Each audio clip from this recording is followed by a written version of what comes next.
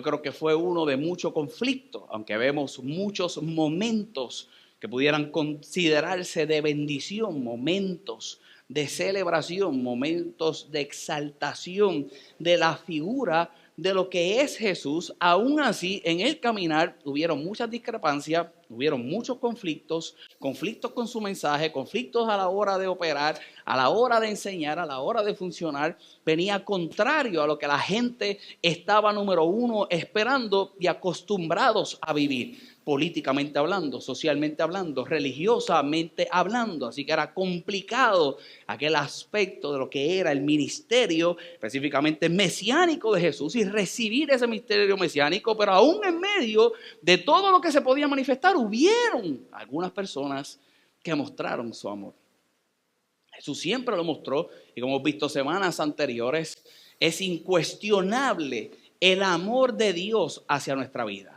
Lo que nosotros siempre, con esta línea de pensamiento y en las próximas semanas, dándole conclusión quizás en el domingo de resurrección, yo he destacado, y todos nosotros debemos de reconocer que es incuestionable el amor de Dios hacia nosotros, pero todos nosotros debemos de estar conscientes de lo recíproco de ese amor. Si nuestro amor hacia Él es igual de grande que el amor que Él tiene para nosotros, la reciprocidad de ese amor. Y hemos visto varias historias, algunos pensamientos, quizás unas no tienen que ver con otras. Lo que yo quiero es, por favor, que mires el principio en cada cual y que puedas vivir por ello en tu vida. Como te decía hace un rato, toda la serie surge, y yo lo hubiera querido predicar desde el primer día, y créanme que se me ha vuelto complicado el poder predicar este mensaje por lo que te he dicho. Es tanto lo que se puede aprender, es tanto lo que se puede enseñar, es tanto lo que se puede hablar, que el tiempo no daría, pudiéramos verlo por las próximas semanas. Yo quería empezar con eso. La semana pasada, de la misma forma, lo quería más cercano a la Semana Santa. Bueno, pues llegó el día de que le demos una introducción y que miremos algunos puntos con esta estampa de amor. Y ahora te digo una vez más que lo que vamos a leer es literalmente lo que yo considero una estampa de amor. Y dice la palabra del Señor en el verso 36. Uno de los fariseos rogó a Jesús que comiese con él. Uno de los fariseos rogó a Jesús. Le hizo la petición de que comiese con él. Las semanas anteriores hemos visto lo que es la importancia de la mesa. Las semanas anteriores hemos visto cómo se destaca el hecho de en varias ocasiones manifestando salvación y luego de la salvación una invitación a una comida en la casa o en medio de una comida en la casa. Y hablábamos las semanas anteriores de lo que era un banquete y esa celebración que se podía dar aún en ese banquete, aún en ese instante, en ese momento, manifestarse salvación. Esta ocasión no era contraria, pero ahora era un fariseo que se podía considerar que hasta cierto punto comenzó a creer en el speech o en el mensaje de Jesús. Este hombre quizás comenzó a creer lo que Jesús traía, aunque fuera contrario a lo que él estaba acostumbrado a vivir. Y de la manifestación, como si fuera una muestra de amor, lo invita a comer a la casa. Si ese evento podía ser grande socialmente hablando, más grande el evento que sucede allí. Y dice la palabra del Señor. Y habiendo entrado en casa del fariseo, se sentó a la mesa. Entonces, una mujer de la ciudad que era ¿qué? Pecadora. Esta historia se encuentra específicamente en el libro de Lucas. La semana que viene vamos a ver una historia parecida, pero esta mujer no era la de la historia que vamos a ver la semana que viene. Esta mujer se destaca por el hecho de lo que hubiera sido marcada en la sociedad. ¿Y cómo había sido marcada en la sociedad? Como una pecadora. Aquí a ninguno de ustedes lo han tildado de pecador. Y a ninguno de ustedes los han marcado. Ustedes son santos. Dice la palabra del Señor. Al saber que Jesús estaba en la mesa del fariseo, trajo un frasco de alabastro, ¿con qué? Con perfume. Al saber que Jesús estaba, ¿dónde? En la mesa. Te compartía las semanas anteriores también y traigo este detalle. Por lo que vamos a ver hacia adelante, que aunque Jesús estaba invitado a la mesa del fariseo, culturalmente hablando, de las cosas que se destacan, ¿verdad?, en aquella sociedad, es que cuando había un banquete en una casa, había gente que podía participar, no necesariamente de la comida de la mesa y del banquete de la mesa, pero podían participar de la conversación. En otras palabras, mientras estábamos en la mesa, conversando en la mesa, a nuestro alrededor podía haber gente. Y así en las ventanas, y afuera adentro, se destacaba el hecho de que a Jesús lo seguían multitudes. Al haber multitudes, pues por supuesto, no todo el mundo quizás estaba tan cercano en la mesa, pero había un grupo de gente que aún no participando de lo que pasaba en la mesa respecto a la comida de la mesa, podían participar de la conversación. Y esta mujer se enteró que Jesús estaba en la mesa de aquel fariseo y no tuvo ningún problema de acercarse a aquella mesa aún sin invitación. ¿Y cuántos de nosotros podremos tener la capacidad de acercarnos a Dios? No importa lo que pueda decir la gente, no importa lo que pueda decir el religioso o el menos religioso, no importa que pueda decir el que me quiere señalar o el que no me quiera señalar. Si yo me entero que Jesús está en la mesa, me voy a acercar hasta llegar a Jesús, y no solamente acercarme para llegar a Jesús, para que muestre su amor hacia mí, como lo veremos dentro de un momento, sino para yo poder mostrar mi amor. Y aquella mujer no llega con las manos vacías, aquella mujer llega con algo significativo, no solamente algo significativo para ella, sino algo significativo para la sociedad. La sociedad decía que era una pecadora y ella llegó a la mesa, quizás sin que se diera cuenta el mismo Jesús, con algo de valor, con algo de valor, para reconocer a aquel que yo no sé, puedo presumir, y conociendo la historia bíblica, reconocer a aquel que le brindaría algo a su vida que era mucho más grande que lo que ella podía cargar hasta aquel momento hacia él. Y llega con un frasco de alabastro con perfume, un perfume muy caro. El alabastro se dice históricamente, y no pude conseguir uno por mi tiempo tan limitado, que quisiera tener más, uno que fuera un poquito más, ¿verdad?, acorde a lo histórico. Pero se dice que el alabastro era un recipiente el cual tenía un cuello largo.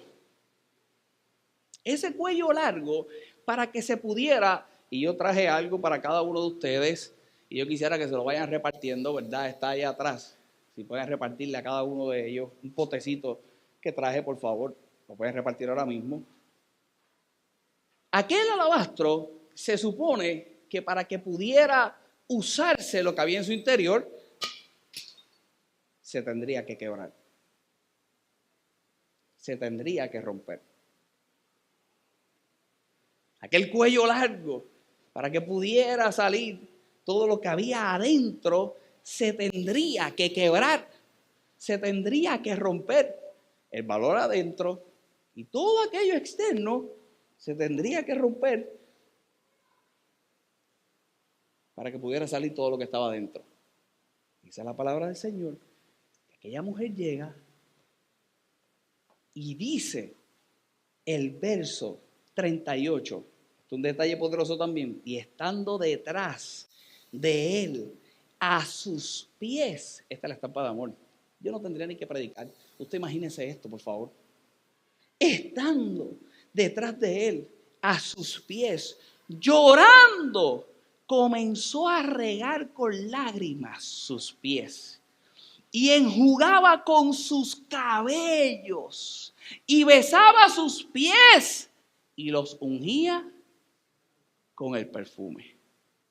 La mujer pecadora, con lo de mayor valor en su vida, y dice que se va a las espaldas de Jesús, se acerca a él, se postra, y cuando se postra comienza a llorar y con sus lágrimas limpiaba los pies de Jesús y con el perfume los ungía.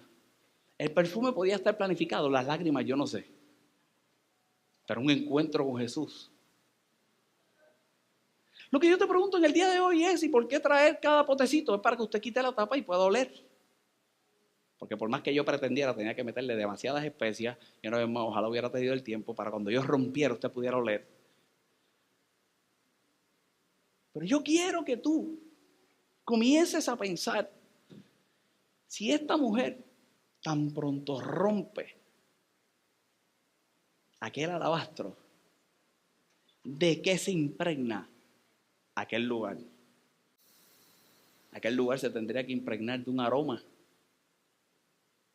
Ahora yo te pregunto si la condición de aquella mujer en aquel momento hubiera sido comparable con el aroma que podía aquel perfume impregnar. Se dice que era una mujer pecadora. ¿Cómo se refiere a una mujer pecadora? Históricamente hay algunos que establecen que podía ser una prostituta, y como era una prostituta conocido en la sociedad, pues se había regado la voz de aquello que aquella mujer practicaba y era considerada como una pecadora. O era tan y tan mala, dicen otros historiadores, que era reconocida y marcada una vez más en la sociedad como una pecadora.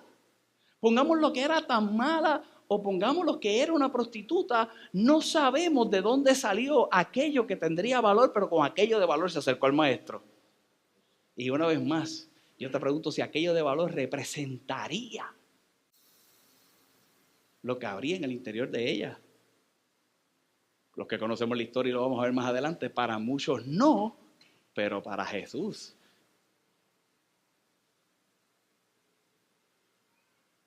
Para muchos, estoy seguro que no.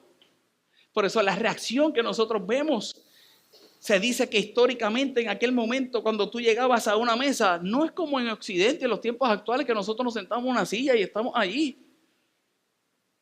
En aquel momento cuando tú llegas a la mesa, tú te recostabas. La mesa era en el piso y te recostabas, tus pies quedaban detrás de ti. Tu brazo derecho era el que estaba libre para que pudieras comer. Jesús no tendría visibilidad de lo que estaba sucediendo porque sus pies quedaban atrás. Por eso dice que ella se acerca en la parte de atrás. Jesús quizás no sabía de primera instancia qué era lo que estaba sucediendo, pero pudo percibir que algo especial tendría que suceder. Escucha bien. Sin adelantarme al mensaje, vamos a ver los versos. Es que se supone que ya hubiera sucedido algo. Y eso que se supone que hubiera sucedido no había sucedido. Y aún así Jesús entró a la mesa y se sentó. Voy a leer unos versos para entonces abundar en eso. Y dice la palabra del Señor. Entonces, respondiendo Jesús, le dijo, el verso 39, perdón. Vamos al del 38 otra vez. Y estando detrás de él, a sus pies, llorando, comenzó a regar con lágrimas sus pies y los enjugaba con sus cabellos y besaba sus pies y los ungía con el perfume. Verso 39, cuando vio esto, el fariseo que la había convidado dijo para sí, ¿para dónde dijo? Para sí, si fuera profeta, conocería quién y qué clase de mujer es la que le toca, que es pecadora. Si fuera profeta, aquí es que nosotros vemos que este hombre realmente no estaba convencido de lo que era Jesús. Limitó la grandeza de Jesús, lo mesiánico, el Salvador, lo limita a que fuera un profeta. Y ahora Jesús no le demuestra que es un profeta porque no reconocía la condición de esta mujer. Si él supiera quién se le está pegando, escucha bien, no había ni que ser profeta, porque si se había regado que aquella mujer era pecadora, la sociedad hubiera sido marcada de que era pecadora, Jesús no tendría que ser ni adivino, ni profeta, ni antecederse a los tiempos. Él siendo todo Dios, reconociendo que podía saberlo y podía reconocerlo, no era necesario con el tan solo verla. Era el juicio de aquel hombre, era el señalamiento de aquel hombre de que aquella mujer ahora estaba en su casa, de que aquella mujer pecadora estaba en su casa. Y te pregunto una vez más, si la muestra de este hombre iba a ser una de amor o seguía siendo una muestra de juicio hacia la mujer. No, hacia Jesús. Invita a Jesús a comer a la casa, quizás reconociendo lo que Jesús podía hacer, pero no era suficiente lo que este hombre reconocía de Jesús, porque aún lo seguía juzgando, porque aún lo seguía señalando. Aquel que traería salvación verdadera a su vida, ahora seguía siendo señalado por una experiencia limitada con Jesús. Lo que se supone que pasara en la mesa, que lo hemos visto en capítulos anteriores, la salvación que se manifestó en la vida de Zaqueo, la manifestación que se manifestó en la vida de Leví, en la mesa, lo que sucedió sucedió en la vida de los demás, este hombre podía experimentarlo y este hombre lo limitó por el tan solo hecho de una experiencia limitada. Pastor, ¿qué es una experiencia limitada? Lo que ahora este hombre comienza a filtrar en su pensamiento por la vida de otro. Aquella mujer pecadora se acerca a Jesús. Como él no tiene el nivel mental de grandeza de lo que representaba Jesús, aquella mujer no debía acercarse a él. ¿Y Jesús qué hace? Todo lo contrario. Permite que se le acerque. Y aquella mujer comienza a gozar del resultado de acercarnos a Jesús. Tú desde ahora debes de preguntarte, ¿qué clase de persona eres? Si la que disfrutas la totalidad de la salvación de Jesús en tu vida, o la limitas por lo que muchas veces no necesariamente sucede en tu vida, pero sucede en la vida de otros. Yo no sé si me estoy explicando. Complicado no es creer que Dios pueda hacer algo en ti. Complicado no es creer que Dios pueda hacer algo en tu vida o que ya hizo en tu vida. Complicado es creer que Dios puede hacer en la vida del que está a tu lado que necesariamente tú consideras que no se puede hacer nada por él. Y cuando yo considero la salvación de Dios y la relación con Dios en mi vida ilimitada, la limito no por lo que pasa en mi vida, porque yo soy santo. La limito por lo que pasa en la vida de otros. Así vive la mayoría de los creyentes. Así vive la mayoría de los creyentes. Y te digo esto hoy. Close up. Obsesionado me voy a volver con las buenas noticias.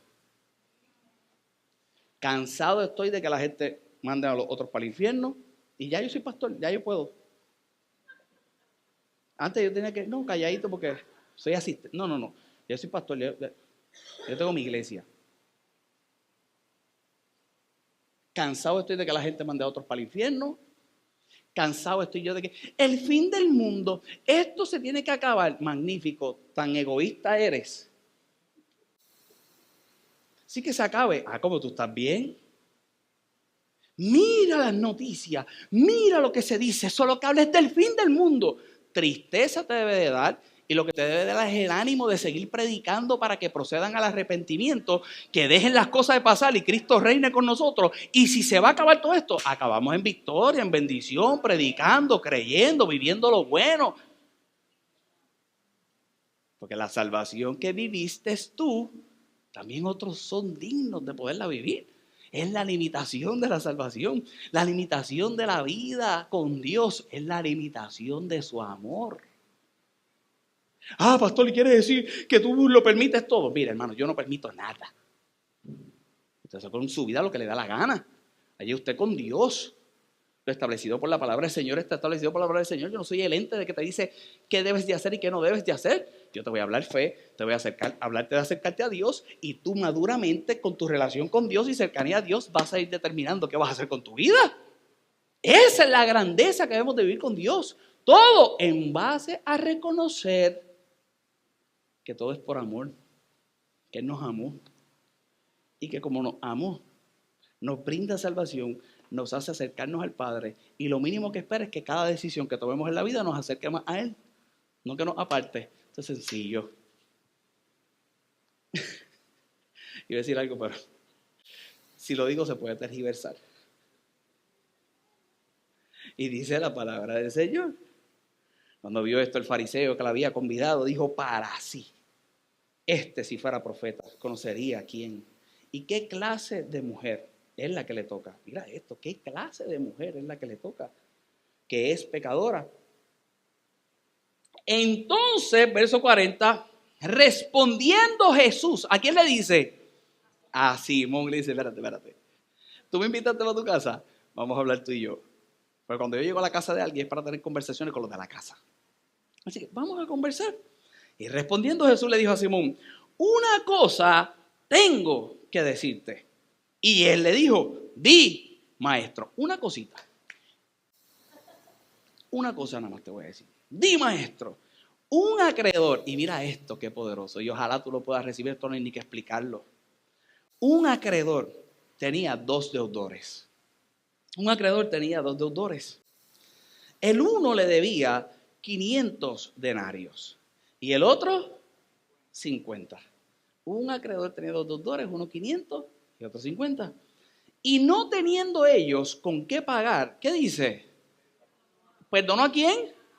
A ambos. Perdonó a ambos, al de 500 y al de 50. Tú no perdonas ni al de 10. Esos son chistes que usted se ría, porque es verdad, usted lo sabe. Y dice la palabra del Señor.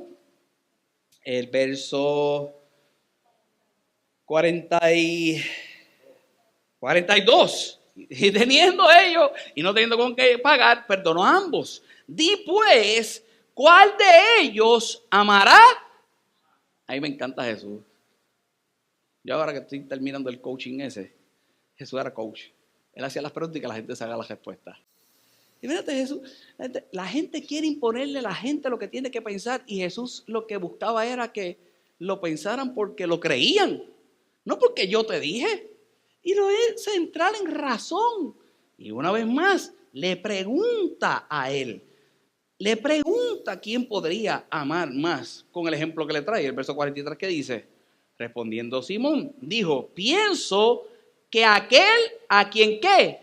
A quien perdonó más. Y le dijo, rectamente has juzgado. Fíjate que a los dos se le perdona.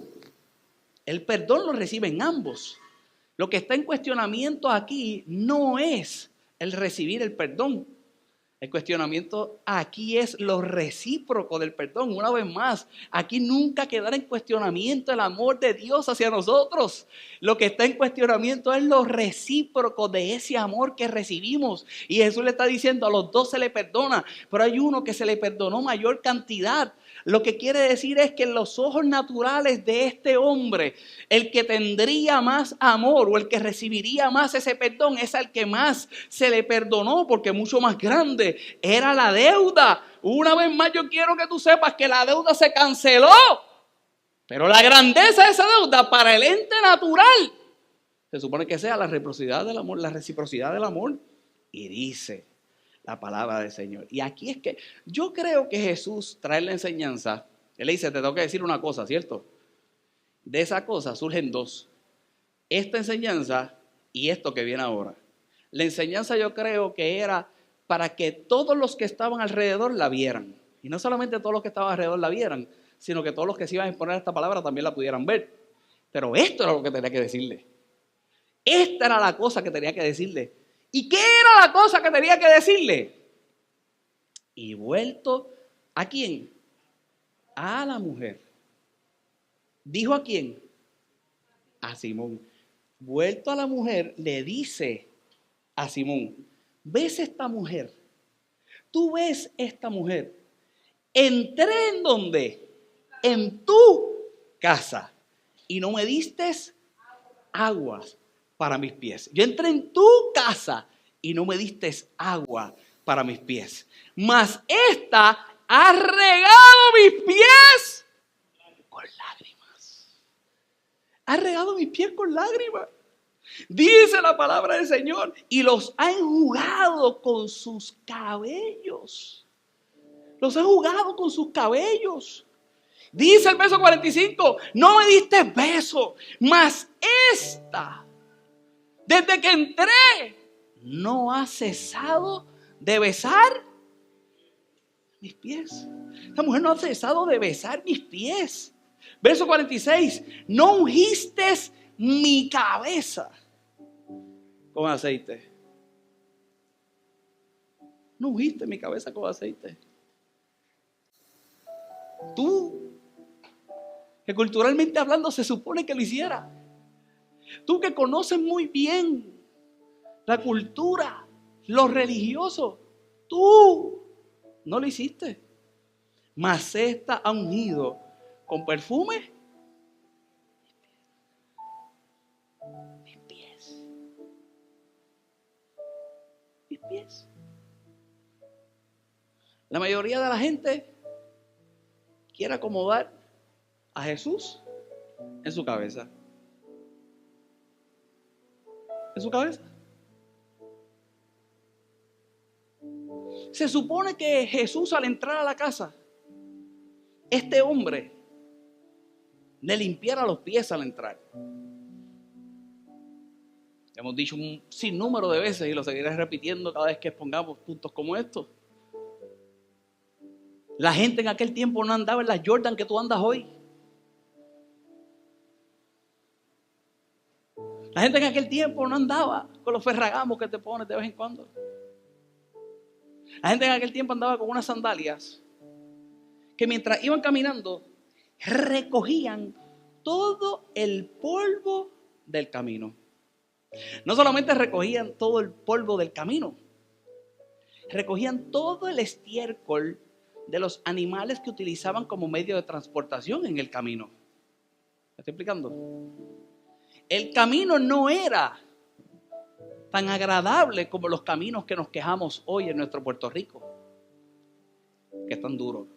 Punto y aparte, hay unos que, Dios mío, por favor, ¿dónde están los fondos de reconstrucción? No. Era el polvo del camino, todo el sudor del camino. Hoy llegas del trabajo y tu esposa no te permite que dejes los pies, los tenis en la entrada, ni los zapatos, ni las botas esas sudar en la entrada. Porque parece que ahí lo que son 2 o 3 muertos. Imagínate lo que estaba sucediendo en esta estampa de amor. Y cuando entraron a la casa, aquel hombre se supone que fuera donde Jesús y lavara sus pies. Más allá de agradar a Jesús para que su casa no se ensuciara. Y aquel hombre llegó a Jesús, se sentó a la mesa y no le lavó los pies. Como una muestra de afecto, de cariño y de felicidad de que estuvieras en mi casa, se daba besos. Afecto, tacto, es una estampa de amor. Que llegara alguien a la casa, lo que se tenía que dar era una estampa de amor.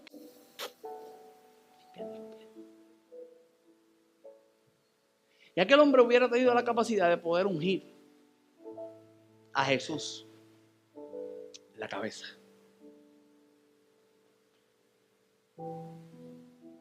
La unción era representativo de grandeza. Era representativo de una eventualidad grande.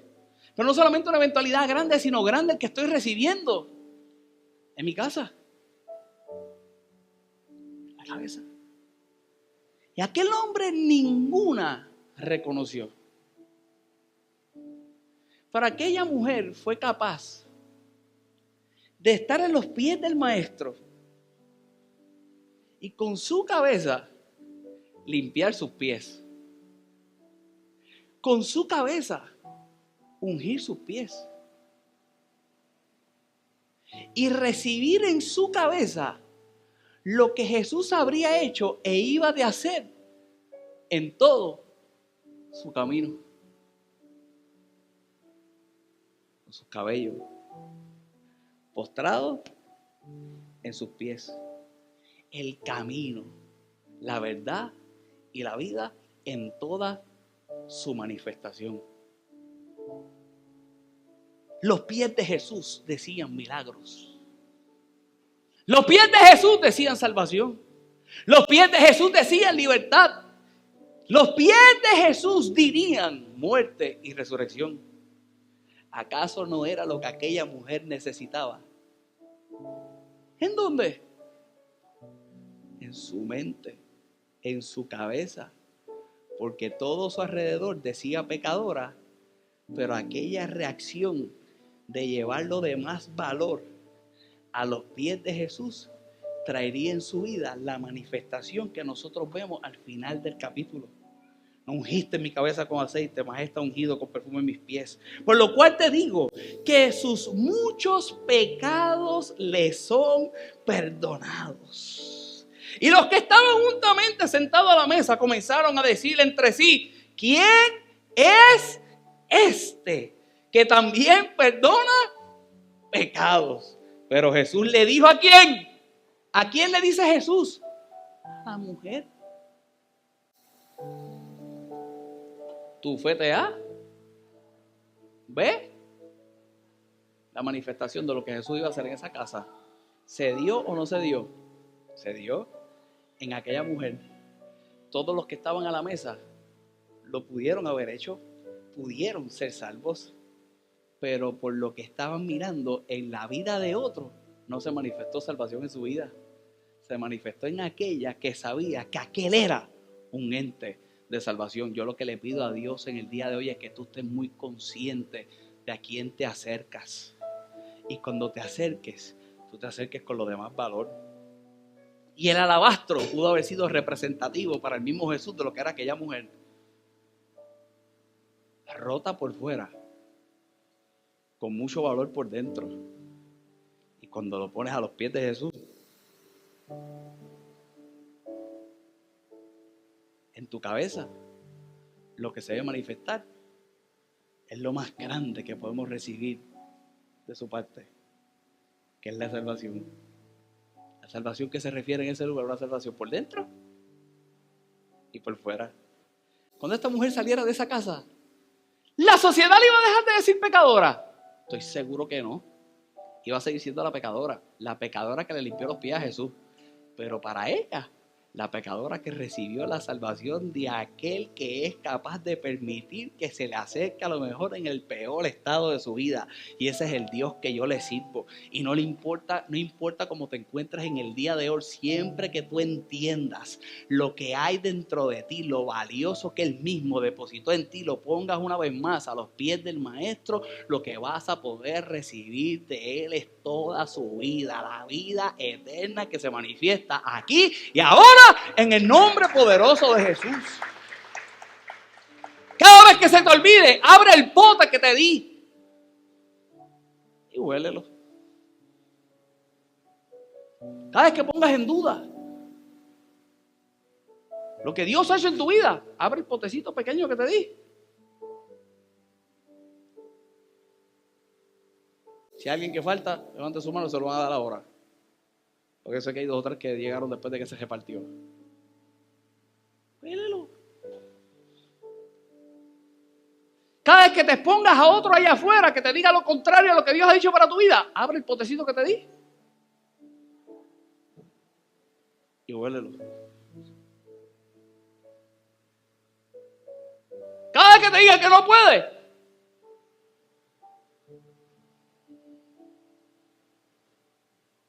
cada vez que te digan que no lo lograrás,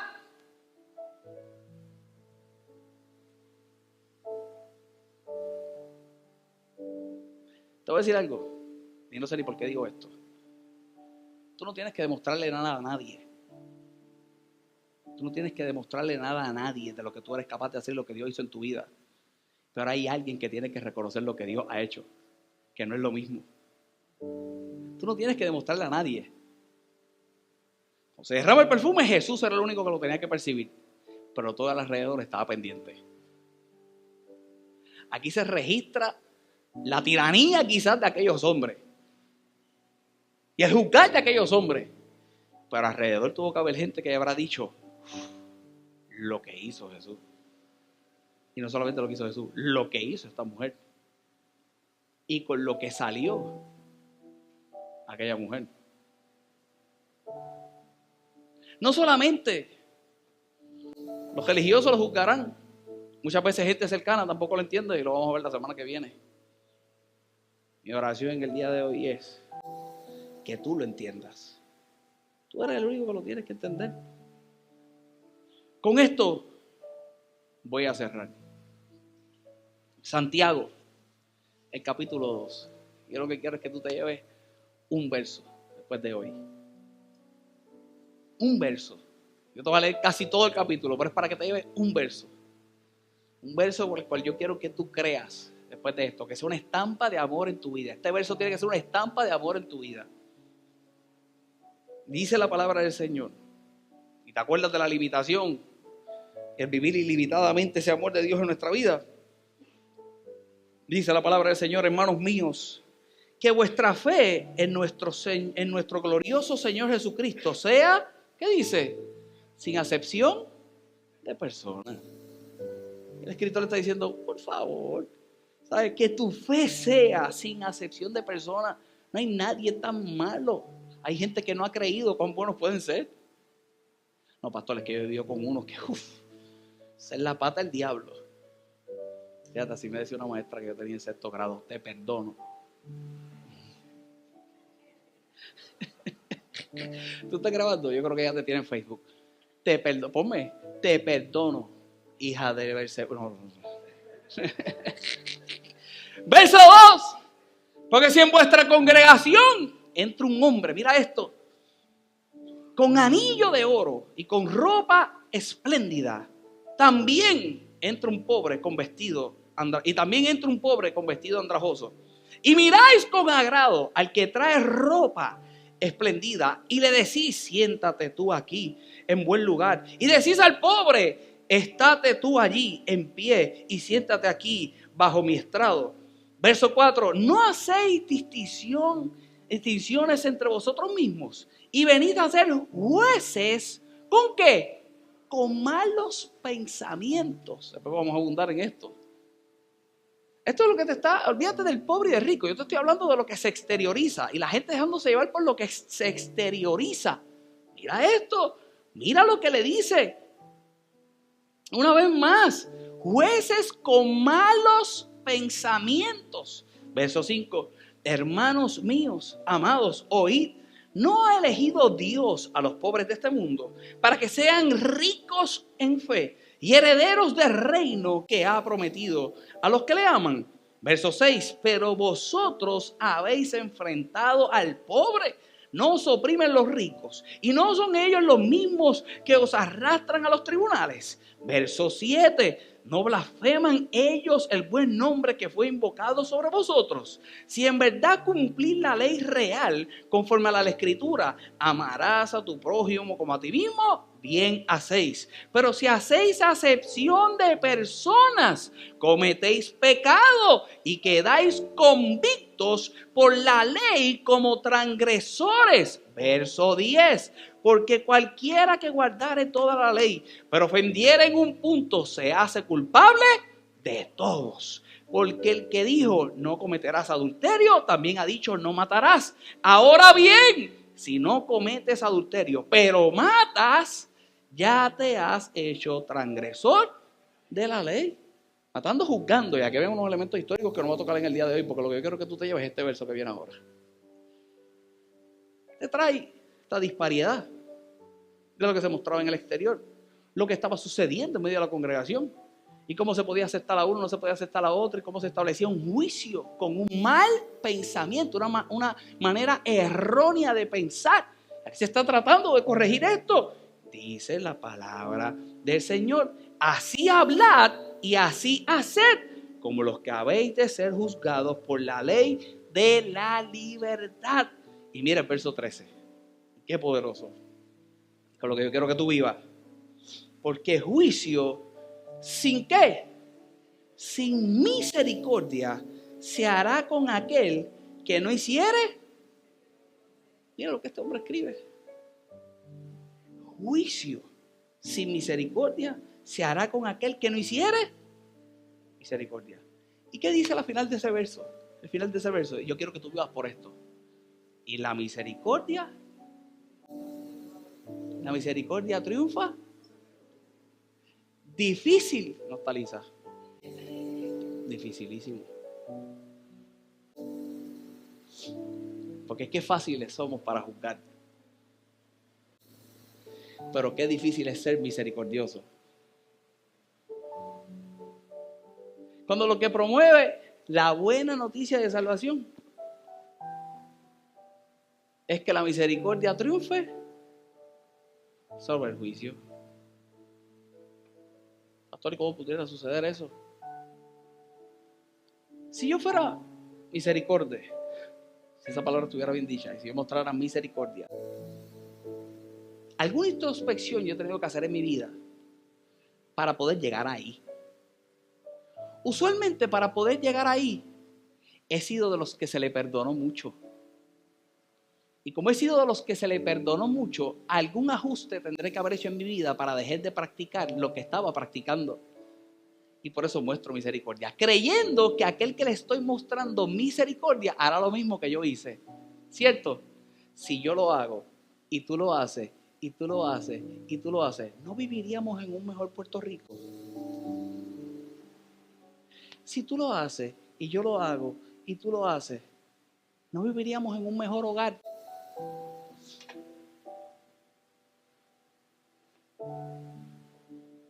¿Cómo yo puedo aportar